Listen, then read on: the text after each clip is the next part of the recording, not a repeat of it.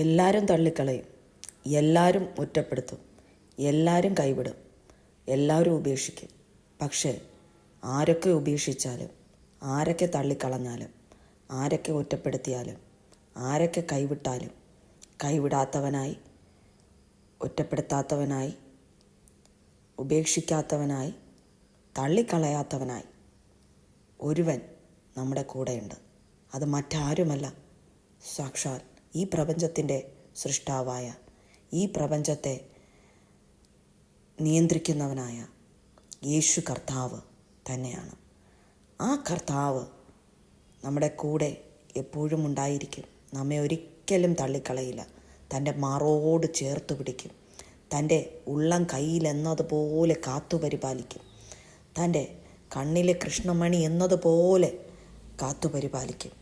അങ്ങനെ ആ കരുതൽ, ആ സംരക്ഷണം, ആ താങ്ങി നടത്തൽ എല്ലാം ഉള്ള സർവശക്തനായ ദൈവത്തെ നാം തള്ളിക്കളയാതെ, നാം ഉപേക്ഷിക്കാതെ, നാം തീർത്തും നഷ്ടപ്പെടുത്താതെ കാത്തുപരിപാലിക്കേണ്ടത് നമ്മുടെ ആവശ്യമാണ്.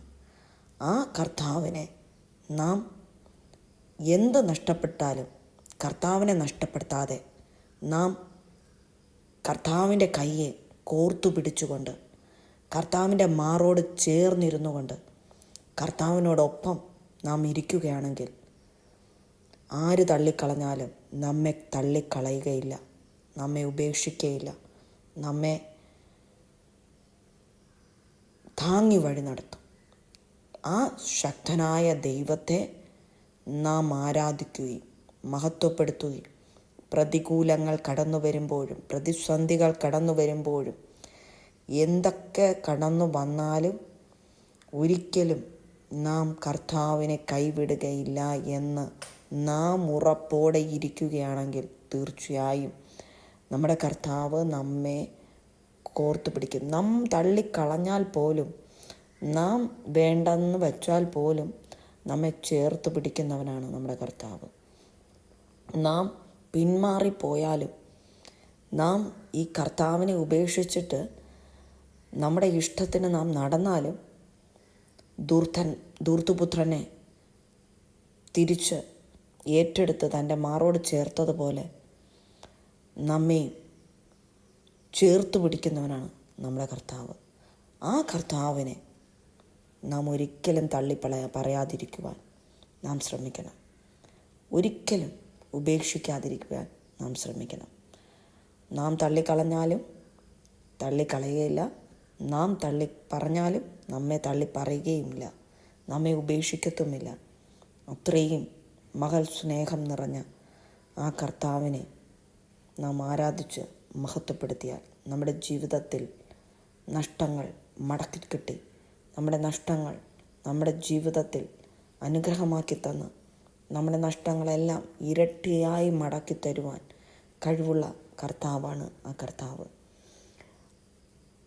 നമ്മളെ തള്ളി പറഞ്ഞവരെ കൊണ്ട് നമ്മെ ചേർത്ത് പിടിപ്പിക്കാൻ, നമ്മെ ഉപേക്ഷിച്ചവരെ കൊണ്ട് നമ്മെ ചേർത്ത് പിടിക്കുവാൻ, നമ്മെ വേണ്ട എന്ന് മനസ്സിൽ തീരുമാനമെടുത്തവരെ കൊണ്ട് നമ്മെ ചേർത്ത് പിടിക്കുവാൻ കഴിവുള്ള കർത്താവാണ് കർത്താവ്.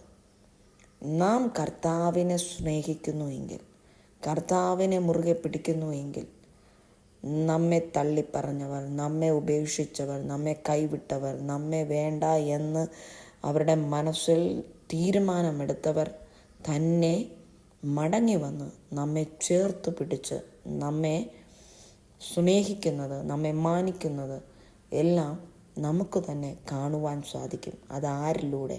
കർത്താവിലൂടെ മാത്രം സാധിക്കും. കർത്താവിനെ കൊണ്ട് മാത്രമേ നമുക്ക് മടക്കി തരുവാൻ സാധിക്കുകയുള്ളൂ. സകലതും മടക്കി തരുവാൻ പ്രാപ്തിയുള്ള കർത്താവിനെ നാം മുറുകെ പിടിക്കുക. നമ്മുടെ സകല നഷ്ടങ്ങളെയും നികത്തി തരുവാൻ കഴിവുള്ള ആ കർത്താവിനെ നാം മുറുകെ പിടിക്കുക. നമ്മെ സ്നേഹിക്കുന്ന എല്ലാവരെക്കാളും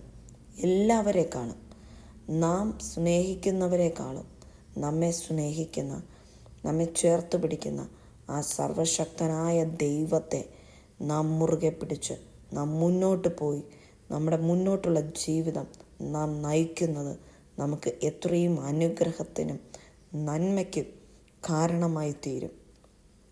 ധൂർത്തുപുത്രൻ തൻ്റെ അപ്പനെ വിട്ട്, സകലതും വിട്ട്, എല്ലാം ഉപേക്ഷിച്ച്, എല്ലാം നശിപ്പിച്ച് ദൂരദേശത്തേക്ക് പോയി. പക്ഷേ അവൻ തിരിച്ചറിഞ്ഞപ്പോൾ, പാപബോധം അവൻ്റെ ഉള്ളിൽ വന്നപ്പോൾ, അവൻ തള്ളിക്കളഞ്ഞതായ ആ പിതാവ് അവനെ ചേർത്ത് പിടിച്ചു.